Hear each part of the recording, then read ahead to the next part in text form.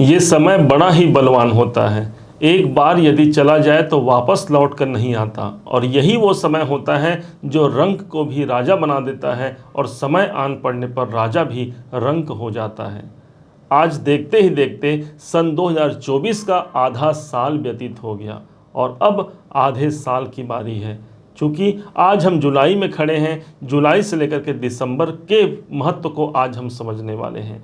क्या ऐसा कारण होगा जो वृश्चिक राशि के लिए ये आधा साल बेमिसाल होगा? इसी बात की परिकाष्ठा को सिद्ध करते हुए आज ये वीडियो आपके ऊपर समर्पित है, आपके समक्ष प्रस्तुत है।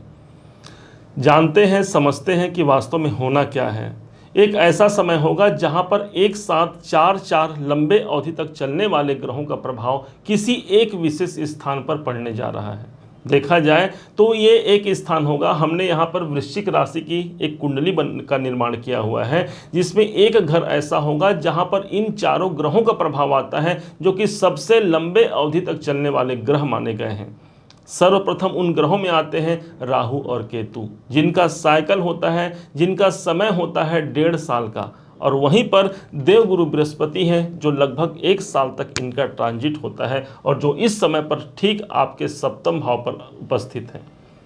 साथ ही साथ शनि देव चतुर्थ भाव पर होकर के आज वक्री अवस्था पर आ गए हैं। कैसे इसी समय पर एक श्रेष्ठ परिणाम को हम हासिल कर सकते हैं, आज सिर्फ और सिर्फ उसी बात की विवेचना होगी कि कैसे इस आधे साल को हम बेमिसाल साल बना सकते हैं।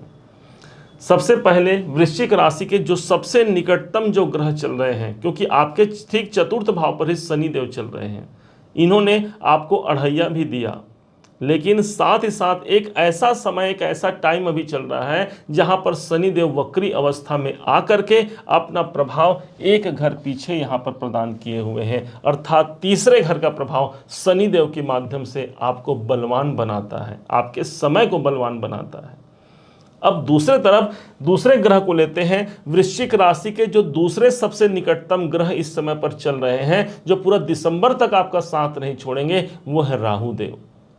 आप सब ने देखा होगा, इसके लिए वीडियो हमने बनाया था इसके पूर्व में, कि राहु उत्तरा भाद्रपद नक्षत्र पर प्रवेश कर गए हैं, जिसका प्रभाव ये होगा कि ये शनि के नक्षत्र पर है, अर्थात शनि का जो घर है उस घरों का परिणाम भी राहु देव प्रदान करेंगे। बैठे हैं कहाँ? आपके मन स्थिति पर बैठे हैं राहु देव, पंचम भाव पर। इनकी जो शनि के द्वारा जो फल प्रदान है, इसके हिसाब से 10 नंबर की राशि जो कि शनि की राशि है, यहाँ पर राहु का प्रभाव बन जाता है।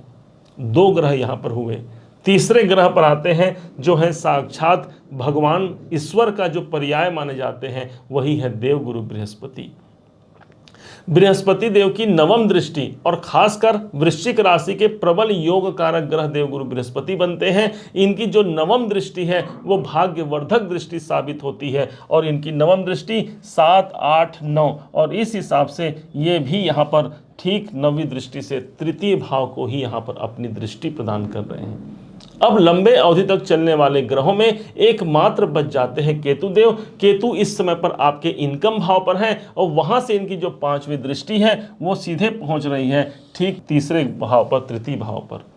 इस हिसाब से सबसे ज्यादा जो एक्टिवेट हो गया, 4 ग्रहों की एनर्जी जहां पर आ गई, वो हो गया हमारा तीसरा भाव, तृतीय भाव। अब ये स्थान क्या है, अब क्या इसका प्रतिफल होगा, बड़े ध्यान से इसे समझिएगा।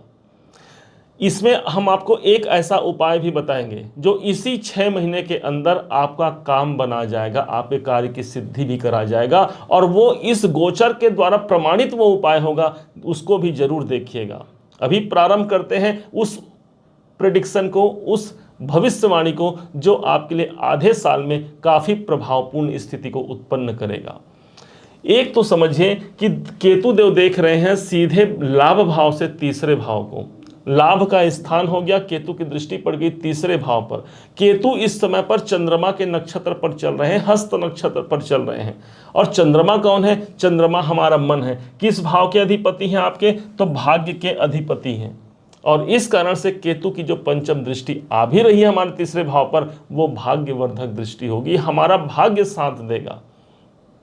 और देख कहां से रहे हैं? इनकम भाव से देख रहे हैं, तो भाग्य के रूप में मुझे मेरी कामनाओं की सिद्धि होगी, मुझे कोई बड़ा लाभ यहां पर निकल करके सामने आता है। अब यहीं पर दूसरे जो ग्रह बनते हैं वही बनते हैं हमारे शनिदेव। शनिदेव वक्री स्थिति पर आकर के आपको अढ़ैया के दुष्प्रभाव से आपको मुक्त कर रहे हैं। इसी 15 नवंबर तक अभी शनिदेव ऑलरेडी भी वक्री अवस्था में चल रहे हैं।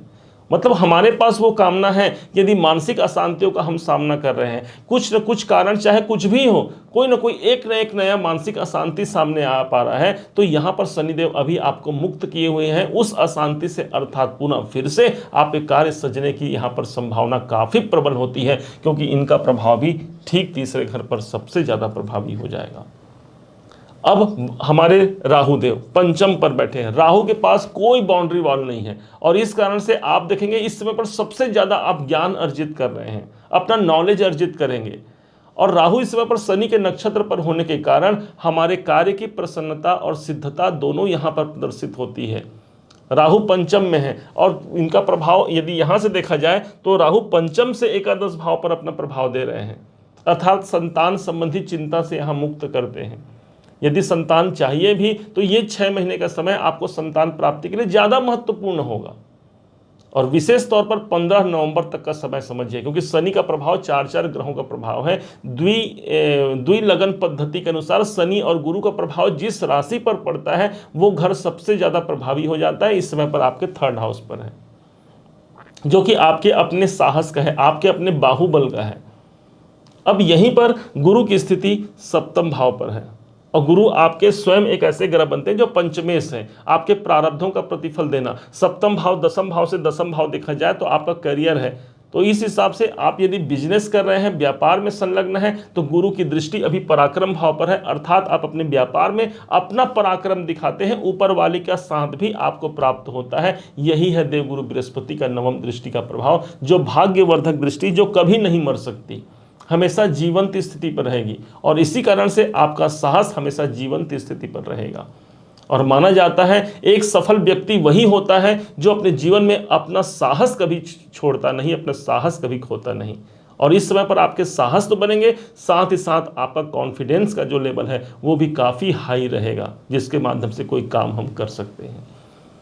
गुरु देख रहे हैं 7वें भाव पर, गुरु बैठे हैं 7वें भाव पर, दृष्टि तीसरे घर पर। विवाह इत्यादि करना चाहते हैं, एक योग्य समय है। शिक्षा में सफल होना चाहते हैं, योग्य समय है। एक नए जीवन साथी या जीवन संगिनी की तलाश कर रहे हैं, या दाम्पत्य जीवन से हम अशांत हैं, यहाँ पर एक अच्छा समय है जहाँ पर मेरे परिश्रम से, मेरे स्वयं के उस कार्य को आगे बढ़ाने से मुझे वहाँ पर सफलता दिखाई पड़ती है। कैसे? अब इस समय को हम बहुत अच्छा बेहतर बना सकते हैं, क्योंकि अब बीते ताहि बिसारदे, अब आगे की सोच कहा गया है। तो यहाँ जो सबसे ज़्यादा प्रभावी है वो आपका स्वयं का बाहुबल है, पराक्रम है। और पराक्रम के दूसरे नाम माने जाते हैं श्री हनुमान जी महाराज को। हनुमान जी क्योंकि आपके अपने राशि के स्वामी भी मंगल बनते हैं और मंगल का संबंध सीधे हनुमान जी से होता है, और इस कारण से हनुमान जी की कृपा प्राप्ति से ये साल आपका बेमिसाल हो सकता है। ऑलरेडी 4 ग्रहों का प्रभाव बना हुआ है। कैसे इस साल को हम बेमिसाल बनाएं? उपाय समझिएगा। हनुमान जी संकट कटय मिटय सब पीरा, जो सुमिरय हनुमत बलबीरा कहा गया है हनुमान चालीसा में। और हनुमान जी को प्रसन्न करने का सबसे एक सरल उपाय है, जो आप इस दरमियान पर करना ही करना है आपको, और निश्चय मानिए सफलता जरूर प्राप्त होता है। एक बार की बात है, सीता माता अपने मांग पर सिंदूर लगा रही थी। तभी हनुमान जी छुप करके देखते हैं कि माता जी ये श्रृंगार कर रही हैं, अपने मांग पर सिंदूर लगा रही हैं। पूछ लेते हैं माता जी से कि माता आप ये क्यों लगाती हैं? माता जानकी जी ने कहा कि हे पुत्र, इसे मैं श्री राम की प्रसन्नता के लिए लगाती हूँ। तो कहेंगे क्या श्री राम इससे प्रसन्न होते हैं? तो उन्होंने कहा हाँ। और बस तब क्या था, हनुमान जी ने पूरे सारे शरीर पर वो सिंदूर लगा लिया। देख करके सीता माता मुस्कुराने लगी, हंसने लगी, श्री राम भी हंसने लगे। और तभी माता जानकी जी ने उन्हें वरदान दिया कि हे भोले हनुमान, आज से मैं तुम्हें वरदान देती हूँ, अष्ट सिद्धि नवनिधि के दाता, असबर दीन्ह जानकी माता। और माता जानकी ने उन्हें वरदान दिया कि जो व्यक्ति तुम पर सिंदूर अर्पण करेगा उसके काज जल्द से जल्द सिद्ध हो जाएंगे। वो व्यक्ति अपने जीवन में असंतोष को प्राप्त नहीं होगा। और इसी कारण से हनुमान जी को प्रसन्नता की प्राप्ति यदि कराना है, हनुमान जी को प्रसन्न करना है, क्योंकि इस कलयुग में वही तो चिरंजीव हैं जो जीवित हैं और साक्षात रूप में कण कण में विद्यमान है हनुमान जी, उनको प्रसन्न करने के लिए सिंदूर अर्पण आवश्यक रूप से हमें करना चाहिए हनुमान जी पर। हनुमान को खुश करना आसान होता है, हनुमान को खुश करना आसान होता है। सिंदूर चढ़ाने से सब काम होता है, सिंदूर चढ़ाने से सब काम होता है। हनुमान को खुश करना आसान होता है, महावीर को खुश करना आसान होता है।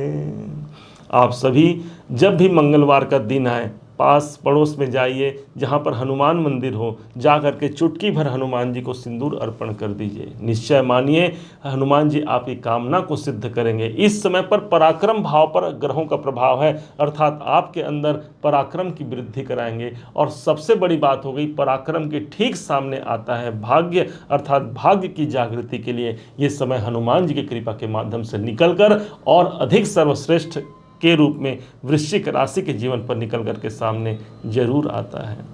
उम्मीद है आप सबने इसे समझा, आप सबने इसे जाना है। यदि आपने इसे समझा है, जाना है, मेरे समझाने का प्रयास यदि आपको सार्थक लगा हो, मेरे समझाने का तरीका यदि आपको सार्थक लगा हो, तो हर बार की भांति इस बार भी अपना प्यार भरा लाइक और कमेंट करना कभी मत भूलिएगा। इस वीडियो को दूसरों तक शेयर भी कीजिएगा, क्योंकि जो लोग दूसरों अच्छी बातों को, अच्छे कार्य को दूसरों तक प्रसारित करते हैं, उनके कार्य स्वयं हनुमान जी सिद्ध करते हैं। क्योंकि कर्म का दूसरा नाम ही हनुमान जी की परिकाष्ठा, हनुमान जी की सत्यता होती है। अभी तक यदि आपने चैनल को सब्सक्राइब नहीं किया है, सब्सक्राइब भी जरूर कीजिएगा। पुनः एक बार फिर आप सभी का दिवस बहुत मंगलमय हो, इन्हीं शुभकामनाओं के साथ। जय श्री राम।